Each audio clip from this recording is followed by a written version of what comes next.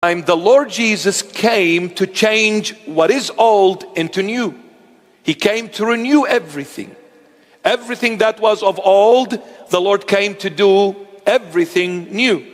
So, since it's old, they haven't accepted Jesus as Lord and Savior, a time will come, the Lord will change the holy city, old Jerusalem, into New Jerusalem, meaning the Jewish people will accept Jesus as Lord and Savior at the end.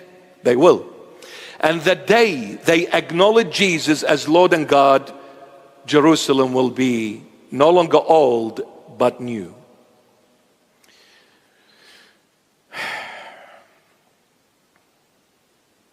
What is New Jerusalem?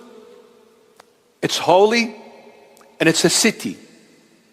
Now, by the way, the word Jerusalem in Hebrew, Syriac, Aramaic has two meanings. The proper pronunciation is Ur Shalim. Ur Shalim. That is the proper pronunciation in Syriac, Aramaic language. Ur Shalim. It's a compounded word, two in one. Ur has two meanings in Syriac or Aramaic. One, Ur means city, and it can also mean road. It can mean a city, and it can also mean a road. So Ur, city. Shalim, shalom, shlama, peace. Peace. So Ur Shalim, the city of peace. And Ur Shalim,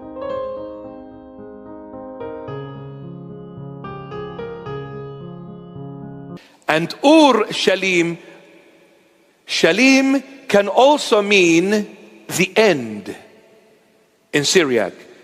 It can mean the end. Shlem means came to an end. So Ur, road, Shalim, end of the road. So it is the city of peace and it is the end of the road. Meaning, everything began with Ur Shalim and everything will end with Ur Shalim. It all began there and it all will end there. Where did the Lord Jesus come from? Ur Shalim. And where will the Lord Jesus judge everyone? Ur Shalim. The beginning of the road and the end of the road. So now, this is a holy and it's a city. Now, what does it mean, a city?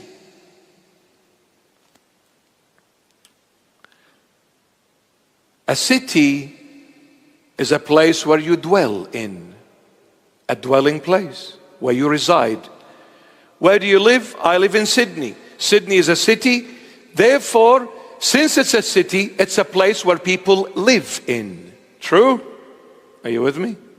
You're so quiet. It's either I'm very good and you're focused, or I'm hopeless and you are falling asleep.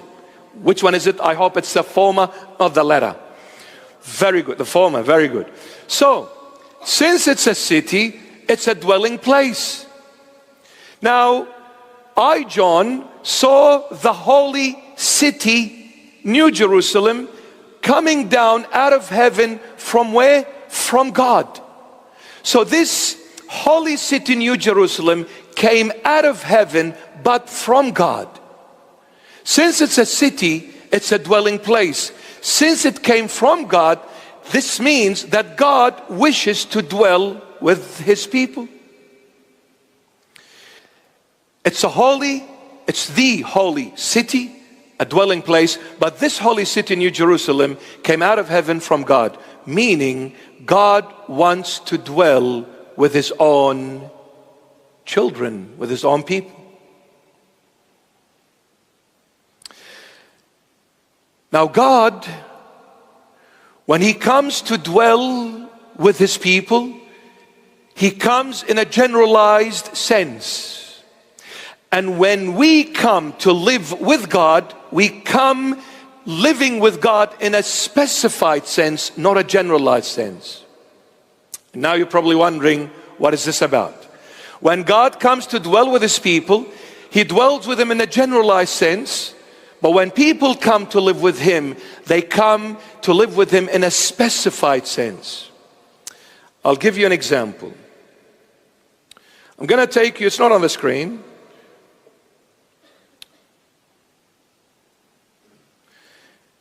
In the Gospel according to St. Luke, chapter 2, verse 11. Luke 2:11. Look how the Holy Bible talks. You need to pay attention. Luke 2:11. For there is born to you this day in the city of David a Savior. Wow. Have you noticed this? Maybe not. For there is born to you this day in the city of David a Savior, who is Christ the Lord. For there is born to you this day in the city of David a Savior, not the Savior. A Savior. Wow. Well, for the Lord Jesus to be born in Bethlehem, what is he doing? He's dwelling. He wants to live with his people. So he came to this Bethlehem in the Middle East. And he's the king of Jerusalem. But that is the old Jerusalem. So when he came to dwell with us, he came in the generalized sense. That's why the Holy Bible said, today is born a Savior for you in the house of David, Bethlehem, a Savior. Now why? Since God is love, you probably have heard this before, but we need to mention it always. Since God is love,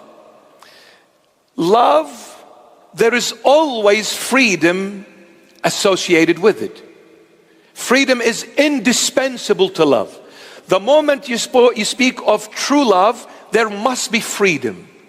Without freedom, there is no love. You can't live it, you can't share it, you cannot taste it, you cannot do anything without freedom. Therefore, freedom is inseparable to love. Since God created us on the basis of love, and with love must have freedom, therefore, God, when he came to dwell with us, in the midst of us, he respected what he gave us from day one, which is love based on love with freedom. Therefore, when he came to dwell in the midst of us, he did not come forcing himself upon us, but coming with allowing us still to be free to choose if we wish to live with him or not. He willingly chose to live with us, but he left the choice for us to choose whether we live with him or not. If God forces any human being to live with him, he has deprived you from that love, deprived you from that freedom. You are no longer a human being. But you see, governments in the end times are trying to deprive people from freedom. So who deprives you from freedom? The Lord said, you need to know the tree from its fruits. If the roots are good, the fruits are good. But if the roots are rotted, the fruits are rotted.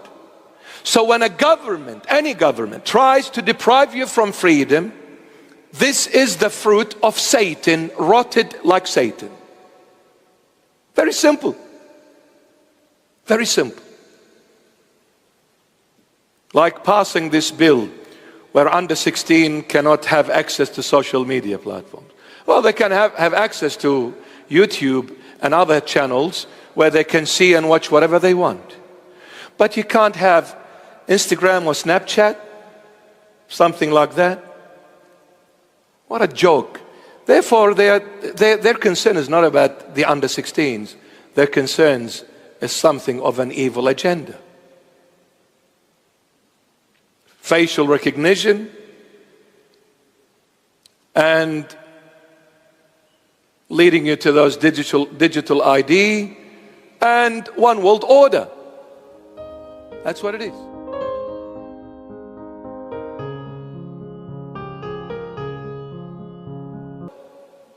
That's what it is. If they really cared about the human being, they wouldn't have acted in an evil way in the first place. It was a lie from day one. So what concern do they have of the human race? Absolutely none. Because Satan cares about no human being. He is there to kill the human race, to enslave the human race. But the Lord came to give us freedom, to give us options, choices, to allow us to be free to choose, to enjoy our human identity, to enjoy our human identity.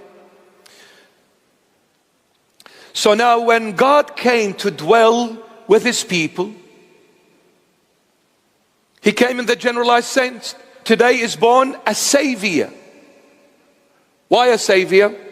Because He's saying, when I came first, people had so many saviors.